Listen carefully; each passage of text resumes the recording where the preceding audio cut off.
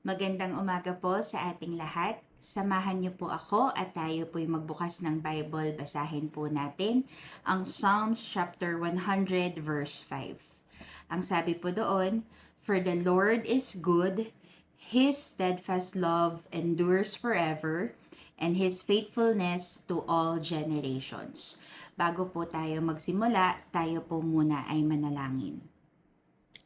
Ama namin sa langit, minsan pa, kami ay nagpapasalamat sa araw na inyong ipinagkatiwala sa amin.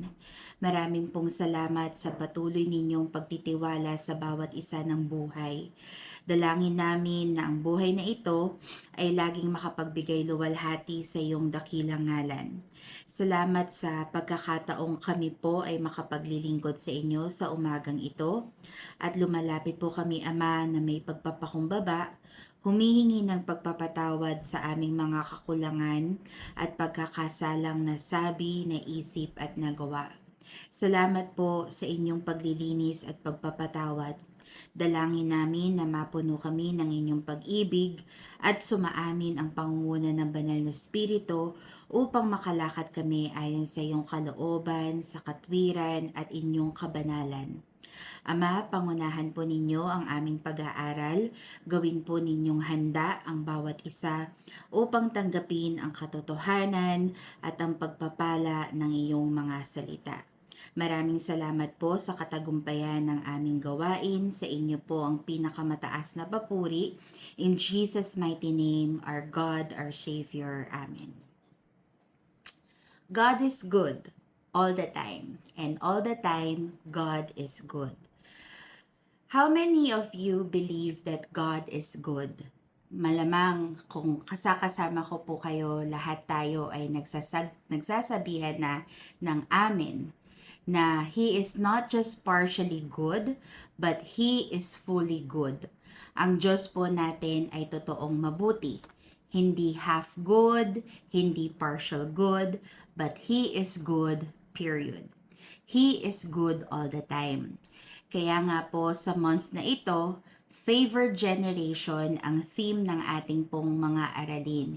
Because all through many generations, God is good, God has been good, and God is always good. Ang goodness po ng ating Diyos ay part of His nature at hindi na po natin maaaring alisin or ihiwalay ang salitang mabuti sapagkat kaparte po ito ng katangian ng ating Diyos.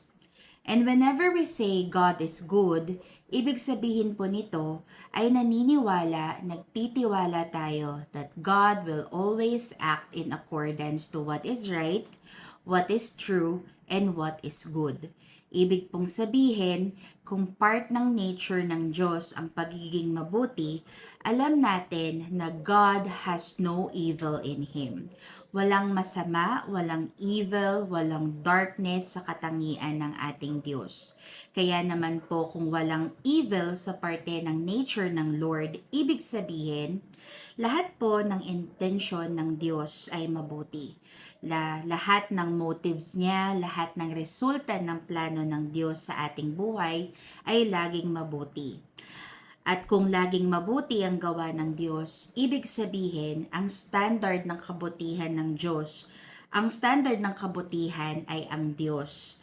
Kaya naman po, sabi sa James 1:17, every good gift and perfect gift is from above. God is the standard of everything that is good. At gaya nga po sa ating key verse or theme verse ng buwan na ito, the Lord is good and His steadfast love endures forever and His faithfulness to all generations. So this morning, allow me po to remind and share to all of you ang tatlong bagay patungkol sa kabutihan ng ating Diyos. Tatlong katotohanan na magpapaalala po sa atin kung gaano kabuti ang Diyos all through generations. Number 1, when it comes to the goodness of God, let's remind ourselves that God's goodness extends beyond our time. As we are saying God is good all the time, and all the time God is good, we are really convinced that God is good sa lahat ng panahon. Pero paano po kung depressed ka, kung meron tayong pagkakautang, or may problema tayo sa mga relationship? O di kaya namatayan or nawalan tayo ng mahal sa buhay, or meron kang nararanasan na health crisis?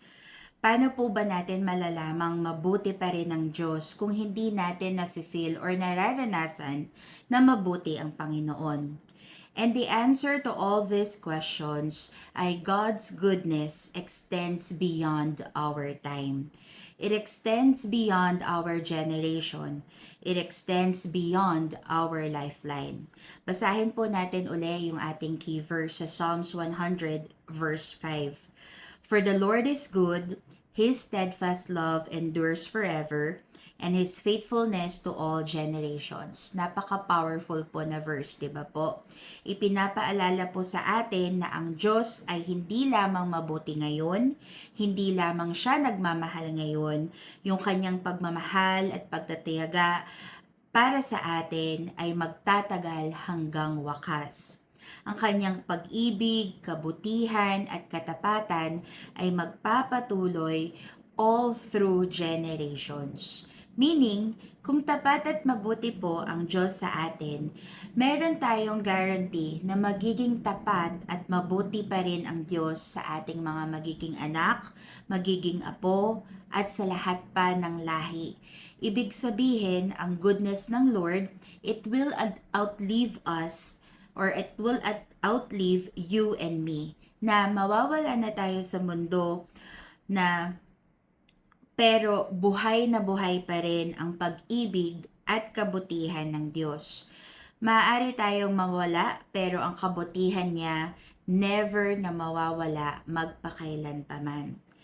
This made me think na possible kaya na yung mga blessings, yung mga kabutihan na nararanasan natin ngayon ay produkto o bunga ng kabutihan ng Diyos mula sa ating mga magulang.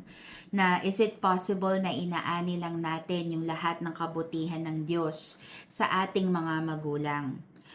Because every parents, I believe, pray for their kids' welfare. Naalala ko po, nung ako'y bata pa, walang mintis, naka-itemize pa po yung mga prayer items or prayer list ng aking mama para sa aming mga pagkakapatid. Mula sa aming pong pag-aaral, pagtutustos ng Lord, sa lahat ng mga expenses, kung paano po kami lalaki upang makitungo sa kapwa, hanggang sa makapangasawa, lahat po yan naka-itemize as a prayer list ng aking mama. Kaya possible kaya na yung mga prayers ng ating magulang many years ago ay inaani natin ngayon. Possible kaya na yung mga blessings na natatamasan po natin ay bunga ng mga prayers ng ating mga elders or intercessors sa church na patuloy na nananalangin para sa atin. Na yung promotions, opportunities, or doors, open doors ay bunga ng pananalangin ng mga taong nagmamahal sa atin. Because God's goodness extends through time. The goodness and faithfulness we are experiencing right now is not an accident or nagkataon lamang. Kabutihan po ito ng Diyos sa habang panahon. Kaya we should never get the glory kapag meron tayong favor na natatamasan. We are not supposed to contain the glory to ourselves. We are called and chosen to reflect on God's glory. Kaya nga po sabi sa scripture, ibalik natin ang papuri, ibalik natin ang parangal sa Panginoon. Kasi hindi po natin alam na napakarami nating answered prayers sa buhay natin na hindi naman epekto ng sarili nating panalangin. At dahil ito sa panalangin ng iba, higit lalo sa kabutihan ng ating pong Panginoon. Ano pong sabi sa Psalms chapter 105 simula sa verse 8? Sabi po doon, He remembers His covenant forever. Malinaw po ang sabi, forever. Hindi kagaya ng mga contracts na may expiration date, but the Lord's covenant is forever. Ituloy po natin, the promise He made for 1,000 generations. The covenant He made with Abraham, the oath He swore to Isaac, He confirmed it into Jacob as a decree, to Israel as an everlasting covenant. And in verse 11, sabi po doon, to you I will give the land of Canaan as the portion you will inherit. Kamangha-mangha po kasi in verse 8, ang sabi, naaalala ng Panginoon at hindi niya po makakalimutan. At kung nangako ang Diyos at nakalimutan na natin, nakamatayan mo na or hindi mo na maalala, nakakasigurado or guarantee po tayo na hindi ito makakalimutan ng ating Diyos. Kagaya nga po ng pangako ng Diyos kay Abraham 500 years later na tinupad niya sa mga Israelites na hindi pa man buhay nung time ni Abraham, ibig sabihin, it extends beyond our timeline and His goodness extends beyond our life. Number 2, His goodness extends beyond our understanding. Para po mas lubos nating maunawaan ang kabutihan ng Diyos beyond our understanding, let us recall the story or life of Jacob. In Job chapter 1, he was considered the man who was blameless, upright, he feared God and shunned evil. That even though he experienced a lot of challenges, hindi nawala ang kanyang pananampalataya sa ating Panginoon.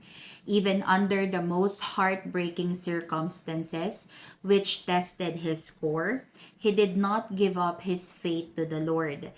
Kahit pa literally, Job lost everything. Nawalan po siya ng mga anak. Nawalan siya ng health, nawalan siya ng wealth. Yung asawa lang niya ang natira at sa kanya pa ay sinisisi siya. So the scripture says, he lost everything at kung pag-aaralan po natin ang bawat passage, it will describe how depressed Job was because of those heartbreaking circumstances that God allowed to happen in his life. To the point na he already cursed the day he was born. At siguro, understandable rin na because of those many suffering, naakusahan ni Job ang Diyos ng divine neglect. Feeling niya, he was abandoned, he was forsaken by God. That Job measured God's capacity or capability. He questioned yung wisdom ng ating Diyos. At kung babasahin pa po natin further ang kabuuan ng libro ng Job, when Job thought God does not care for him at all, when he was doubting God already in the middle of all his accusations to the Lord, tinanong po siya ng Diyos sa Job chapter 38 verse 2. Ang sabi po ng Diyos, who is this that obscures my plan with words without knowledge? Diba, kung tayo po or kung sa atin po sasabihin to, napakasakit. Imagine, nasa gitna ka ng katanungan na, Lord, bakit mo inalaw na mawala yung mga anak ko? Bakit mo hinayaan na magkasakit ako? Na mawala yung mga yaman ko? Tapos biglang real talkin tayo ng Lord at sasabihin sa atin, who are you to question me with your ignorant and empty words? Yan po ang sabi sa ibang salin at ipagpapatuloy po natin sa verse 3, patuloy ng Lord ang sabi po niya, stand up, brace yourself like a man, I will question you and you shall answer me. At pag pinatuloy po natin yung verses na yon, inilay out lahat ng Lord or the Lord started asking Job, where were you when I laid the earth's foundation? Who marked off its dimension? On what were its footing set or who laid its cornerstone? At ito pong mga to ay tinatanong or tinatanong pabalik ng Diyos kay Job, not because he is trying to be sarcastic or the Lord is not being sarcastic to Job. The Lord asked, "Where were you?" Sa lahat ng ito, parang sinasabi po ng Lord na, "You don't understand what I understand." That's why God detailed all these things happening on the next chapters. All that happened behind the scene, inisa-isa ng ating Diyos. And we have to remember na hindi po masama ang Diyos dahil masama or hindi maganda ang ating mga karanasan or kinakaharap sa ating buhay. Na just because our life is messed up, it does not mean that our God is not a good God. Similar po sa perception ng isang magulang at ang isang anak. Example po, yung bata, pag say accidentally nabasag po niya yung salamin ng bintana, madalas hindi na po magtatanong ang mga nanay. Automatic po yan pagsasabihan, minsan mapapagalitan po yung bata kasi alam na po ng nanay na baka dahil naglalaro or na-aksidente kaya tinamaan at nabasag yung bintana. Pero kapag ang nanay po ang nakabasag ng bintana, baliktarin po natin. Hindi naman po para mag-question yung bata na, "Nay, bakit mo binasag yan?" Kasi kahit alam po natin na posibleng may dahilan yung nanay na baka kaya po binasag is nakakita siya ng apoy na may nasusunog sa loob ng bahay at kinakailangan niyang basagin yung bintana para makalabas at mailigtas niya ang kanyang sambahayan. It turns out na yung pagbasag o pagkasira ng bintana ay magiging kaligtasan pa ng maraming buhay na hindi po maaaring maunawaan ng isang bata kung bakit ginawa yon ng kanyang ina. Kasi may perspective po yung nanay na hindi mauunawaan ng bata.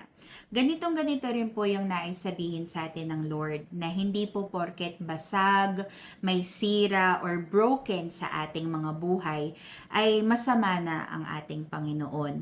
Pero meron po siyang nakikita na hindi natin nakikita. Kaya naman, He went on explaining to Job through several chapters how the universe worked and created. Bakit po? Because he wanted Job to understand that he is aware of everything. Na from the smallest detail of the creation down to what is happening to Job's life ay alam niya. Kaya hindi po natin pwedeng sabihin na para namang walang pakialamang Diyos sa buhay ko. Hindi po, mga kapatid. Dahil kabisado ng Lord ang bawat detalye ng ating pong buhay. Ang nais sabihin ng Lord, hindi lamang kay Job, kung hindi para po sa atin, anumang nangyayari sa atin ay it's not because God has abandoned us, not because you are in great pain or you are in an excruciating pain or circumstances, ay iniwan na tayo ng Diyos. Kasi kapag we start questioning God's ability, God's knowledge of our situation, kaya natin po ito nako-question is because we have a limited perspective na hindi kagaya sa ating Panginoon.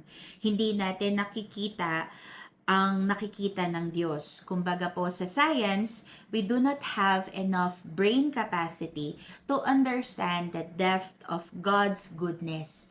Napakalalim po ng pinanghuhugutan ng kabutihan ng Lord because God's goodness is not based in our goodness but only based on His goodness. At tandaan po natin na sa mundong ito, the world is not designed to prevent suffering to righteous people. Na dahil mabait ka, dapat mabait lang sa'yo si Lord forever. Hindi ka na pwedeng dumanas ng sufferings or pain. Ang hinihingi po sa atin ng Diyos ay tiwala, pananampalataya, na hindi po natin kailangan intindihin ano man yung ating pinagdaraanan. Kailangan lang po natin magtiwala at maniwala sa Panginoon. Hindi man po masagot ng Book of Job why bad things are happening to righteous or to good people. Naniniwala po ako na this book will actually teach us to trust and believe in God's wisdom. Na mapagkakatiwalaan po natin ang karunungan ng Panginoon. Even when bad things are happening in our lives, let us remember that God is still good. Number 3 at panghuli. God's goodness extends beyond our sin and shame. Alam naman po natin na lahat tayo ay nagkamali, na nagkasala. Tayo po ay nagkulang, nangailangan, at patuloy na nangangailangan ng habag ng Diyos. At napakabuti ng Diyos because He showed grace and mercy that even if kung hindi po dahil sa biyaya at habag ng Diyos, I am sure that many of us here, wala na po ngayon. God took us from nowhere to somewhere, from zero to hero. Wag po nating isipin na break ko ito year ko to or talent ko ito. Kaya naman nararanasan ko itong mga pabor or mga biyaya ko ngayon. Lahat ng ito ay dahil sa kilos ng ating Diyos. It is the hand of God that brought where you are and me today. Because God is good, period. Sabi nga po sa Romans chapter 2 verse 4, or do you presume on the riches of His kindness and forbearance and patience, not knowing that God's kindness is meant to lead you to repentance? Ang kabutihan ng Diyos should lead us to repentance at patuloy po nating matalikuran ang ating mga pagkakasala o pagkakamali. Talikuran ng ating mga pagkakasala na kaya pinakita ng ating Diyos ang kabutihan upang i-lead po tayo na hindi na magkasala. When we experience God goodness, this should lead us to repentance because God loved us while we are lost and sinners. Kaya nga po nang sabi sa Romans 5:8, He loved us while we were in a guilty condition, which sometimes ginagawa natin on a backward basis. Paano po? Madalas sinasabi natin sa isang tao na magbago ka na para maranasan mo yung kabutihan ng Diyos. Kadalasan, sinasabi natin ito sa kapwa natin, but no matter how many times we encourage that person na magbago, to change, pero hindi pa rin sila nagbabago. That is because what they need is the preaching of the gospel so they can be changed and they need to experience Jesus para mabago po sila. When we experience God goodness, this should lead us to repentance. Naalala po ba natin si Peter? Di ba po, magdamag silang ng isda pero they got nothing until Jesus came and instructed them to throw again their nets back to the river. At ano po yung nangyari? Ang daming mga isda ang kanilang nahuli. And ano po yung next na ginawa ni Peter? He said to Jesus, "Go away from me, Lord, for I am a sinful man." He repent. Ano po yung nauna? Repentance or blessing? Or blessing or repentance? Diba po? He first experienced the goodness of Jesus. That's why he repent. At tunay nga naman po na may blessing na nakaakibat ang obedience. At yun po ang katotohanan. But we need to remind ourselves that the goodness of God will lead us to repentance of our sins, just like what Peter did. And when we experience God's goodness through and through, hindi tayo kinategorize ng Lord, hindi niya tayo tiningnan sa ating mga kamalian, hindi niya tayo kinondemn. It will start to change our lives. We will change the way we live, we will change the way we think, because we will see the goodness of God in our lives. So as favored generation, I pray na lagi po nating maalala itong tatlong katotohanan about the goodness of God. Na all the good things happening in our lives, it's not because of our own doings, but it is because of the goodness of God and His nature. Tayo po ay manalangin. Ama naming punong-puno ng pagmamahal, maraming salamat po sa inyong mga salita. Salamat po sa patuloy na pagbibigay sa amin ng pagkakataon upang lumago kami sa aming pananampalataya at maging matatag sa aming pananampalataya.